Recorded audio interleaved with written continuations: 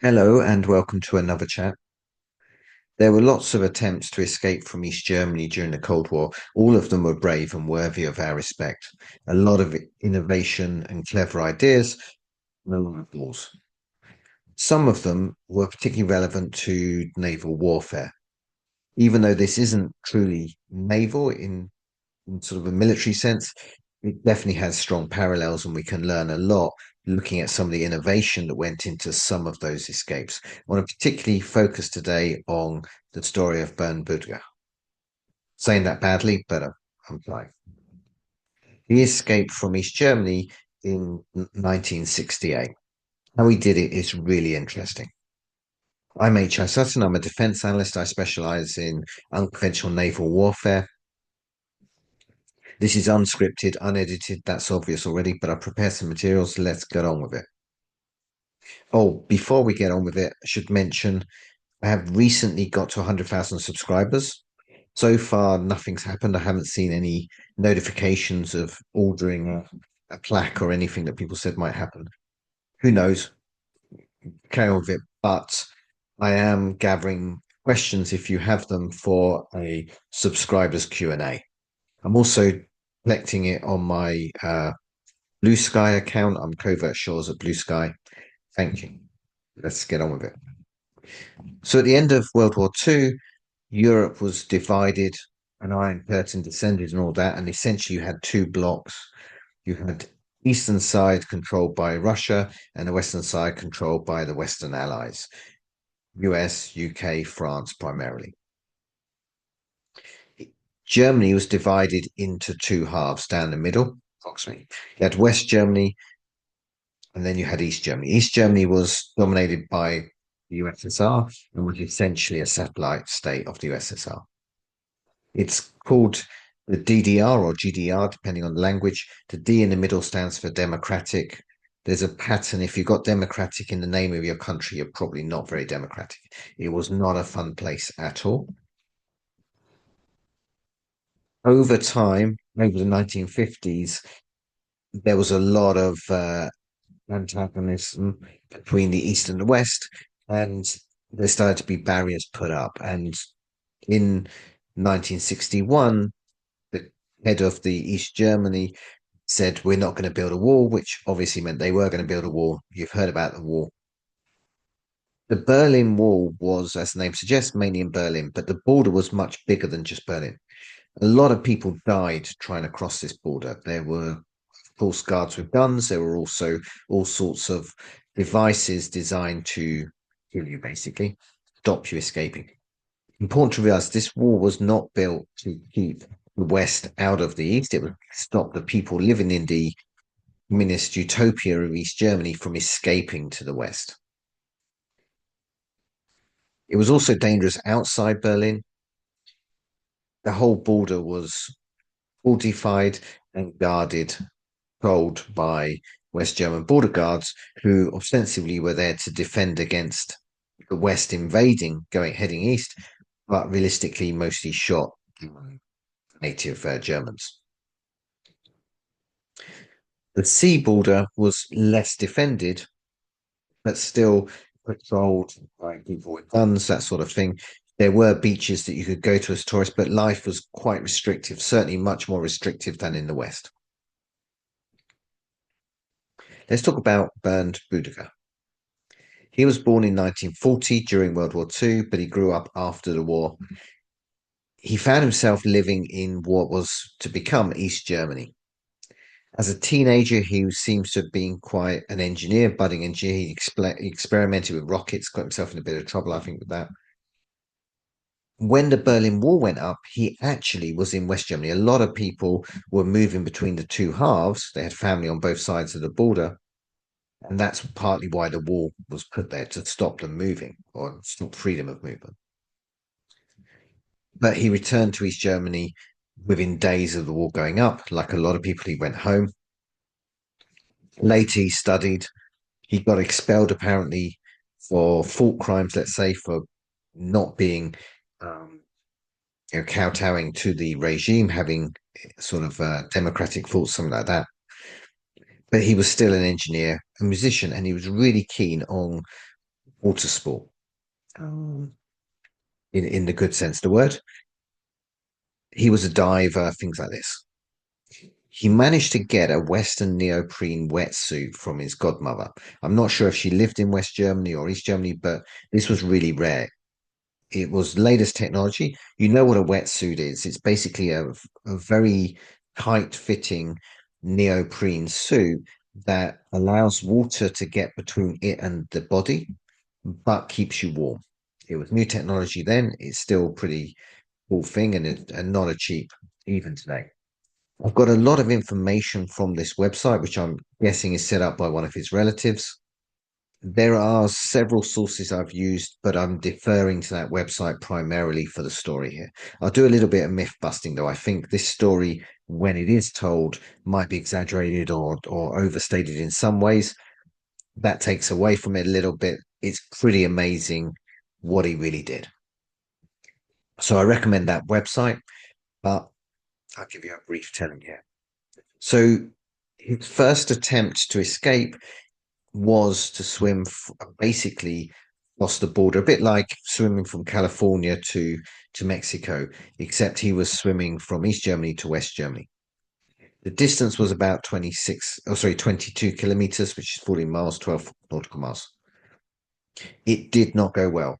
He'd built a device for swimming to aid him swimming, but he got caught. He aroused the suspicion of the local border guards and they arrested him.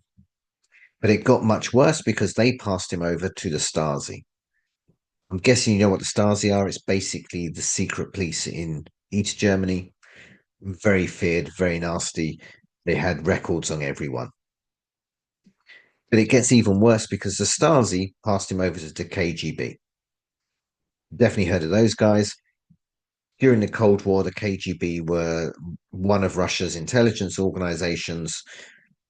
Uh, Vladimir Putin was actually in the KGB in East Germany, although years after this particular event, but it's those guys. Really nasty. You didn't want to get caught by any of these guys, but it was definitely getting worse as he was passed from the border guards to Stasi to KGB. However, he got off relatively lightly. I'd say relatively because he did 3.5 months in custody in Dresden, which I imagine wasn't fun. And he was charged with trying to leave the DDR illegally. So there's a lot of talk about immigration at the moment, illegal immigration, things like this. Do not want to be political, but in the context of Germany, people were trying to get out of East Germany, not in, and they were being stopped. So quite the reverse. Boettger denied it. He claimed that his diver scooter, his sort of propulsion device, was for rescuing people, and he is actually a part-time lifeguard. So it was a little bit plausible, but they didn't really believe him. The judge, all the same, seemed to be quite lenient, only gave him an 8-month prison sentence, suspended for 2 years. His diver scooter was confiscated. But like all good things, if first you don't succeed, try again. He built another scooter, this time much more secretively, and he went to a campsite near Rostock, much further from the border. There were many fewer guards there. And on the night of September the 8th, 1968, just a couple of months after the first attempt, really, having just got out of prison, he was able to enter the water about 10:30 p.m., 17 degrees Celsius. Not hot, by the way, that's quite cold water. And then he was able to swim to a Danish light ship 27 kilometers away. That's a really long way in the water. Now, he couldn't swim on his own. He had to have his scooter, of course. That's what interests us here. Let's talk about his scooter. Called it an Aqua scooter. There is a picture of it and him. Afterwards, obviously, he's posing for the cameras. You can see his wetsuit. It's really interesting design. Looks pretty rough, as you'd expect. It's designed just for a one-time use escape. You can see a propeller there. That propeller is the propulsion. The diver hangs on the back on sort of a frame, and the frame allows you to shift your weight to steer it. Above you, there's a float. which has an air intake because this has got a small, I think, petrol engine. Going by memory, it's probably a two-stroke, and I think it was from a power-assisted bicycle, sort of like a small motorbike, but not a super motorbike, more a moped. As it pulled you along, you were really near to surface. It wasn't a deep diving device. It had to have a snorkel above the surface. But you were much less obvious than if you were swimming, and it was covert enough for him to get out and get to the lightship. In a lot of accounts, it makes out that he kind of invented diver propulsion. That's overstating it a bit. There were many designs then for diver propulsion. You could debate who started it, but there was development in the United States, US Navy's what became SEALs, UDT teams became the US Navy SEALs. They had them, so SEALs were literally using various types of diver propulsion. Yugoslavia had the R1, which was in many respects based directly, I'd say, on the French Rebikov Pegasus design. Italy had its own secretive designs, and France um, had various designs, ultimately the TSM. These devices are all very similar to one that Boettger used, except that they are all electric powered. That's what's different with his design. One of the reasons he wasn't electric powered was because he couldn't get the batteries, things like this. He used what he had, but his petrol engine gave him a much better range, if less stealth, than the battery designs of the time. Even today, for a diver to go 27 kilometers, that's a long way. So it's pretty impressive. And he actually had some advantages of having a air breathing petrol engine, but he couldn't dive deep and it was less stealthy for sure. After his escape, he was a minor celebrity for a time, and he used that to try to develop his design and commercialize it. And you can see on the left the original design, on the right the early iteration that he was selling as a commercial product. Don't know how successful that was. Not very, I think. Here is that design. You can see that it's similar in overall form, but you've got the propeller at the front, a different engine, so on, more industrialized. The story was pretty short, though, and a bit sad. A couple of years later, so less than 4 years later, he passed away. His death was mysterious. He'd lived a life that was quite interesting those 4 years. He spent a lot of his time developing his scooters. You can see in this photo that there's an improved version near his feet. That's sort of the final version. And he was doing a lot of swimming in cold places like North Sea, but also in the Mediterranean. He was actually diving off the French coast in the Mediterranean when he passed away. There's a lot of suspicion that he was actually murdered, probably by the Stasi. I can't say with any confidence, but certainly the website dedicated to him and all the stories dedicated to him cast a lot of suspicion, and it is very plausible. So very sad. It seems that they caught up with him and they stopped him making a greater commercial success of his device. But his device is still used and still for sale. It's basically the same design as the 1970s. There's a website selling them. It's a very old website. I don't know how active they are. They're not electric, they're petrol, so they're not as environmentally friendly. They're certainly noisier, that sort of thing. Interesting design. Shame his life was cut short, but a really remarkable and impressive escape.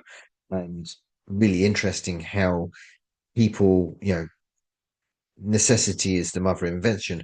When you're motivated enough, you can invent things that turn out to be really quite clever and repeatable, reusable ideas.